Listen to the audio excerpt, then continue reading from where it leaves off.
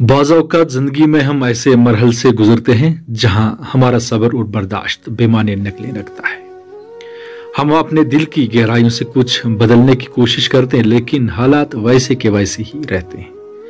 कभी कभी हमारा सब्र उस जगह या उस शख्स के लिए होता है जो उसका हकदार नहीं होता। हम अपनी तमाम तवानाई और वक़्त ऐसी जगह लगा देते हैं जहां से हमें सिर्फ मायूसी मिलती है। ये वो वक़्त होता है जब हमें समझना होता है कि शायद मसला हमारे सब्र या बर्दाश्त में नहीं, बल्कि उस जगह या उस रास्ते में है जिससे हमने चुना है। जिंदगी हमें बारहा मौका देती है और बाज़ औक़ात हमें महज जगह नहीं बल्कि अपने रुख को बदलने की जरूरत होती है।